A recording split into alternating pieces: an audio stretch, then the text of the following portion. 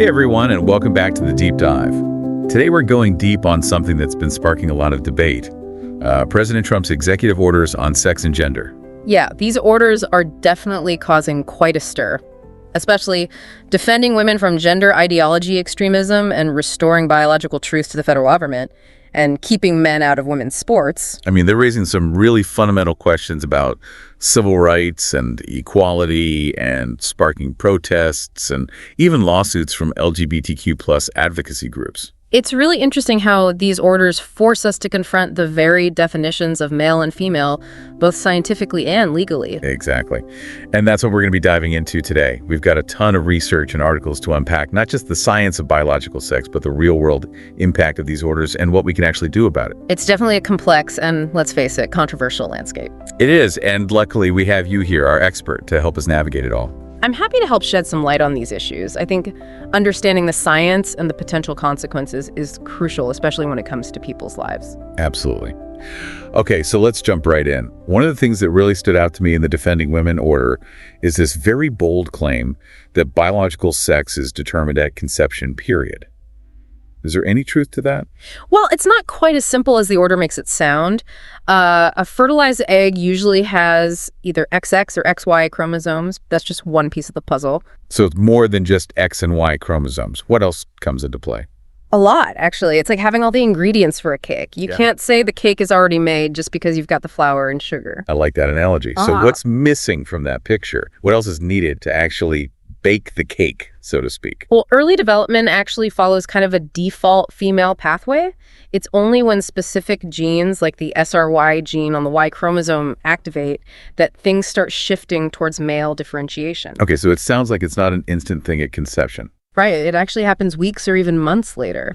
So this idea that sex is completely decided the moment the sperm meets the egg is just scientifically inaccurate. That's a pretty big gap in their logic then. And what about the fact that they completely ignore intersex conditions? That's another major issue. Intersex people make up about 1.7% of births, and they demonstrate that sex isn't always a clear cut either. So this order is basically pretending that a whole group of people just don't exist. It definitely raises that concern, and it goes beyond chromosomes, too. The amount of androgens, which are hormones like testosterone that a fetus is exposed to in the womb, also plays a huge role. So someone's chromosomes might not actually match their external or internal anatomy. Exactly. That's right. Wow, high school biology really glossed over a lot of this. It seems like this executive order is taking something incredibly complex and trying to squeeze it into this very simplistic yes or no box. Yeah, that's a really good way to put it. It disregards all the scientific nuance and the natural diversity of human biological development. And that brings us to the Keeping Men Out of Women's Sports order, which also seems to draw a very hard line in the sand based on this limited view of biological sex. Are they trying to use this biological truth argument to justify excluding transgender athletes? That's certainly a major concern. It seems like an attempt to use a narrow definition of sex to exclude trans individuals from spaces that align with their gender identity. And that's where the distinction between sex and gender becomes really important, doesn't it? Absolutely. This order wanted to replace gender with sex everywhere, but legally and scientifically, those terms aren't interchangeable. Could you break down the difference for us? Sure. Gender identity is about a person's internal sense of themselves as male, female, or somewhere in between. It's distinct from the sex they were assigned at birth, and the government has recognized this distinction for a long time. So they're essentially trying to erase the concept of gender identity altogether. It definitely seems that way. And that has huge implications for how people are treated and recognized. Absolutely. Think about it. It could impact everything from passports to healthcare to which bathroom someone can use. All based on this very simplistic view of sex that ignores the scientific reality. You're hitting on some really crucial points. There are real-world consequences to these kinds of policies. So we're seeing how this flawed science could actually play out in people's lives, and it's pretty alarming. But I have a feeling there's more to this story than just a misunderstanding of biology. What's the bigger picture here? What's the political context surrounding these executive orders? Yeah, you're right. There's definitely a larger political context we need to consider.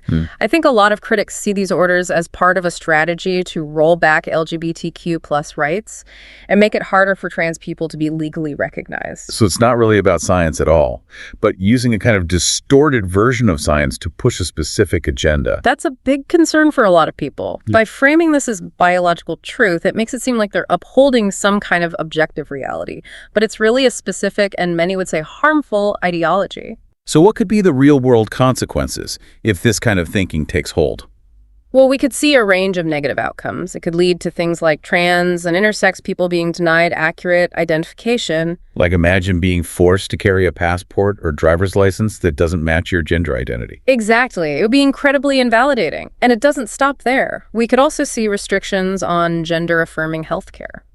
So what exactly does that include? Well, gender-affirming healthcare encompasses a range of medical and mental health services that help trans people align their physical bodies and lived experiences with their gender identity. Could you give us some specific examples? Sure. It can include things like hormone therapy to adjust secondary sex characteristics, or surgeries like facial feminization or chest reconstruction. And it's not just about physical changes, is it? No, it's not. It also includes crucial mental health support to help individuals navigate the complexities of gender transition and cope with societal stigma. So by restricting access to this care, they're essentially denying trans people the opportunity to live authentically and safely as their true selves. Exactly. And that denial can have severe consequences, both for individuals' well-being and for their physical health. It sounds like these orders could also fuel increased discrimination against LGBTQ plus people in general. That's a very real concern. By reinforcing this harmful and scientifically inaccurate view of sex and gender, they're potentially emboldening those who already hold discriminatory views. It's like they're giving people permission to discriminate by saying, well, the government says this is the truth, so I'm justified in treating people this way. That's exactly the danger. It's not just about words on paper. It's about shaping public perception and creating a climate where discrimination becomes more acceptable. So we're talking about real harm being done to real people. This is heavy stuff. So what can we do about it? Where do we even begin to push back against these policies and advocate for LGBTQ plus rights? You know, it's a really good question, and the good news is there are a lot of ways to get involved. Even small actions can have a big impact, especially when we work together. Okay, I'm ready to hear them. I think our listeners are too.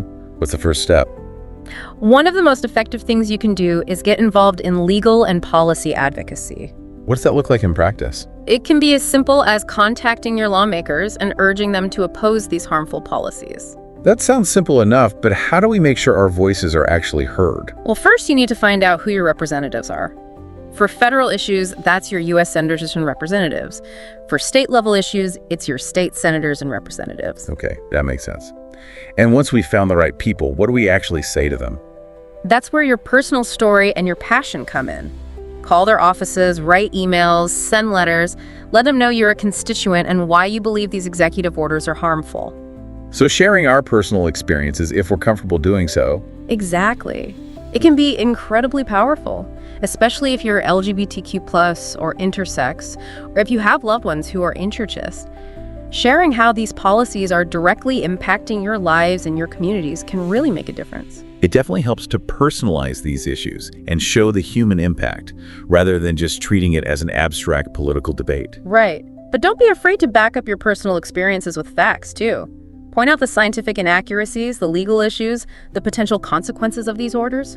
You can find a lot of helpful information and resources on the websites of organizations like the ACLU Lambda Legal and the Human Rights Campaign. So we can arm ourselves with knowledge and personal stories to make a strong case to our lawmakers. Exactly. And don't be afraid to be persistent. Follow up with your lawmakers, attend town halls, and keep the pressure on. Your voice matters. So persistence is key. What about supporting legal challenges against these orders? How can people get involved on that front? There are a lot of organizations like the ACLU Lambda Legal and the Human Rights Campaign who are leading the charge on this. They're filing lawsuits challenging these orders in court and fighting for the rights of LGBTQ+ individuals. One of the most impactful things you can do is donate to these organizations because legal battles can be very expensive. So putting our money where our mouths are and supporting the organizations that are on the front lines of this fight. Exactly. And beyond financial contributions, these organizations often have volunteer opportunities or ways to get involved in advocacy campaigns. So what are some examples of those kinds of actions? Well, things like signing petitions, spreading awareness on social media, participating in rallies or protests are all ways to contribute to the fight. So a lot of different ways to make our voices heard. Okay, so we've covered contacting lawmakers and supporting legal action. What about public awareness? You mentioned social media and engaging with journalists. How can we be effective in those areas? Well, social media can be a really powerful tool for sharing information and mobilizing people. So share articles, fact checks, personal stories that highlight the harm of these executive orders. Use relevant hashtags to amplify your message and connect with other people fighting back. So it's about countering the misinformation and making our voices heard in the digital space. What about traditional media? Don't underestimate the power of traditional media either. Write letters to the editor, contact journalists and news outlets, and encourage them to cover these issues accurately and responsibly. So being proactive in shaping the narrative in the media. Exactly. We need to make sure the public has access to accurate information about what's happening and the potential consequences of these orders. And if you see misinformation being spread, don't be afraid to politely call it out. So become a fact-checking warrior. Right, correct. Factual errors provide links to credible sources and encourage critical thinking. It's important to remember to do this respectfully, though, and avoid personal attacks when engaging with people online. Absolutely. The goal is to persuade and educate, not to alienate. We want to have productive conversations that can lead to positive change. Okay, so let's shift gears a bit and talk about direct support for impacted communities. Yeah. Can you give us some examples of organizations that are doing good work in this area? There are so many incredible groups out there. On a national level, you have organizations like the Human Rights Campaign, GLAD, and the Trevor Project doing amazing work. But it's also crucial to support local organizations that provide direct services and support in your own community. For our listeners in Indiana, we have some fantastic organizations like the Indiana Youth Group, or IYG. They provide support services, leadership development, and social opportunities for LGBTQ+ youth. IYG is doing vital work. And there's also Indie Pride organizing events and programs to support the LGBTQ+ community in central Indiana. And up north, we have the LGBTQ Center, which serves a large area. Right. And we can't forget about groups like Gender Nexus, which offers support groups and counseling specifically for the transgender and non-binary community. And of course, PFLAG chapters all across the state provide support for LGBTQ+ individuals and their families. These are just a few examples. A quick online search will help you find organizations in your local area. So listeners, do your research, find an organization that resonates with you, and get involved. Every little bit helps. Exactly. And one area I want to emphasize is the importance of supporting gender-affirming healthcare. With these executive orders potentially restricting access to these essential services, it's more important than ever to support organizations that are helping to fill the gap. So what are some specific ways we can support access to gender-affirming healthcare? Well, there are several national and local organizations that provide financial assistance to trans people seeking gender-affirming care. Donating to these funds can literally be life-saving for people who might otherwise be unable to afford the health care they need. You can also support advocacy groups that are working to protect and expand access to these services. So direct financial support and supporting advocacy efforts are two key ways to help. Absolutely. We also need to think about protecting trans and intersex youth who are particularly vulnerable in this climate. Schools may feel pressure to comply with these restrictive definitions of sex and gender, so it's crucial for parents, teachers, and students to organize at the local level to make sure that schools remain inclusive and supportive. So, being advocates for LGBTQ+ youth in our schools and communities, what are some effective ways to do that? We can start by attending school board meetings and advocating for inclusive policies. Support LGBTQ+ student groups, create safe spaces for these young people to express themselves and find support. Challenge discriminatory practices and educate others about the importance of affirming gender identity. It's about creating a culture of acceptance and understanding in our educational institutions. That's incredibly important work. These kids need all the support they can get, especially right now. Okay, so we've covered legal action, public awareness, and direct support. What about economic pressure? You mentioned boycotts. Can you give us some examples of how to use our spending power to make a difference? Boycotts can definitely be powerful. If a company supports these executive orders or donates to politicians who are pushing this agenda, we can choose to stop buying their products or services. Hitting them where it hurts their wallets. Right. There are websites and organizations that track which companies are supporting these policies, so you can make informed decisions about where you spend your money. You can also reach out to companies directly and let them know you're concerned. Many companies have diversity and inclusion policies that contradict these government actions, so public pressure can push them to take a stand and oppose these discriminatory policies. So do your research, vote with your dollars, and make it clear that supporting discrimination is bad for business? Exactly. Finally, let's talk about protest and civil disobedience. Yes, let's hear it. How can we make our voices heard through direct action? Peaceful protests, rallies, marches are all incredibly effective ways to draw attention to these issues and put pressure on decision makers. You can find organizations that are organizing these events all across the country. Look online and find one near you and join the movement. There's power in numbers. What about other forms of resistance? Well, state and local governments, universities, institutions can refuse to implement federal directives that contradict their values. We've seen this happen with sanctuary cities that protect undocumented immigrants and states that are protecting abortion rights. So using the power of local institutions to push back against harmful federal policies. That's interesting. What about actions that individuals can take? Individuals can engage in acts of civil disobedience like sit-ins or walkouts to escalate the pressure. Remember, though, safety is always paramount. So if you're participating in any protest or civil disobedience, be aware of the risks and take precautions. Safety first. But it's not just about making a statement, is it? Right. It's also about building community, creating solidarity, showing those who are impacted by these policies that they're not alone. That sense of community can be incredibly empowering and sustaining in the face of adversity. Okay, so we have so many options. Contacting lawmakers, supporting legal challenges, raising public awareness, supporting impacted communities, applying economic pressure, engaging in protest or civil disobedience. It's clear that we have a lot of tools at our disposal, and there are many different ways to get involved and make a difference. Exactly. And remember, you don't have to do everything. Just pick what resonates with you, something you feel passionate about, and get involved. Every little bit helps. I love that. Before we wrap up, I want to touch on something you mentioned earlier, the role of scientific literacy in all of this. That's such a crucial point. These orders really underscore how important it is to be scientifically literate, to be able to evaluate information and distinguish between facts and misinformation. Especially in this age of misinformation, we all need to be able to think critically, question what we hear, and seek out reliable sources. One of the most concerning things about these orders is that they're trying to undermine scientific knowledge and expertise. It's almost like they're trying to create an alternate reality where science doesn't matter and personal beliefs trump facts. That's a very dangerous path. And we need to push back against that kind of thinking and advocate for policies that are based on evidence and scientific understanding. So how can we promote scientific literacy, both in ourselves and in others? It starts with education. We need to ensure everyone has access to accurate, reliable information about science and that they have the critical thinking skills to evaluate that information. So support science education in your schools and in your community. And there are so many resources outside of formal education as well. Yeah. Websites like Science Daily, Scientific American Nature. Yeah. And don't forget about museums and science centers. Absolutely. And don't be afraid to talk about science with your friends and family. Share what you're learning. Encourage questions. Create a space where people feel comfortable exploring these topics. Make science engaging and accessible. Break down those barriers that make people feel intimidated by it. Exactly. We need a culture where science is valued, evidence is respected, and critical thinking is encouraged. Because scientific literacy is about more than just knowing a bunch of facts.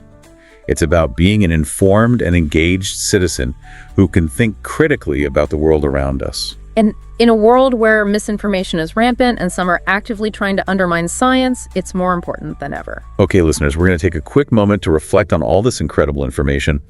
When we come back, we'll wrap up our deep dive with some final thoughts and a call to action. So stay with us.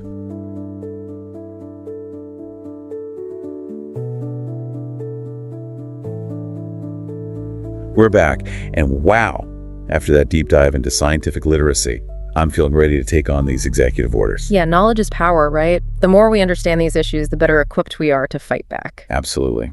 So as we wrap up our deep dive into President Trump's executive orders on sex and gender, I'm feeling a mix of emotions, to be honest. Anger, frustration, but also this sense of determination. I think those are all valid reactions. These orders are a direct attack on the LGBTQ+ community, and we can't let them stand unchallenged. So where do we go from here? What's our call to action for our listeners? It's pretty straightforward. Get involved. Find a way to contribute to the fight for LGBTQ+ rights. There are so many ways to do that, though. Legal action, public awareness, direct support, economic pressure protest. Where do we even begin? Just pick something that speaks to you, something you feel passionate about. And remember, even small actions can make a difference. Every phone call, every email, every donation, every conversation, it all adds up. It's easy to feel like our individual efforts don't really matter, but that's not true, is it? Not at all. We have more power than we realize. We have the power to change hearts and minds, to influence public opinion, and to hold those in power accountable. It's true. When we come together and raise our voices as one, we become a force to be reckoned with. Exactly. And never underestimate the impact you can have on an individual level. Just by being visible, by living your truth, by being out and proud, you're making a statement. So just by being ourselves, we're engaging in activism. I love that. You are. And don't forget, self-care is crucial in this fight. Take care of yourself mentally, emotionally, physically. Connect with your loved ones, do things that bring you joy, and don't hesitate to ask for help when you need it. Self-care is so important. It's easy to get burned out when you're fighting for justice. It is. But we need to pace ourselves and make sure we're taking care of our own well-being so we can keep fighting the good fight. So as we close out this deep dive, I want to leave our listeners with a final thought, something to reflect on. Okay, I'm listening. In the face of these attacks on LGBTQ+ rights, how can we each become beacons of hope and resistance in our own communities? How can we use our voices, our actions, our very presence to create a more just and equitable world for everyone? Wow, that's a powerful question. And I think each of us has the potential to answer it in our own unique way. We all have a role to play. So go out there, be your amazing selves, and make some noise. Thanks for joining us on this deep dive. Until next time, stay curious, stay informed, and stay engaged.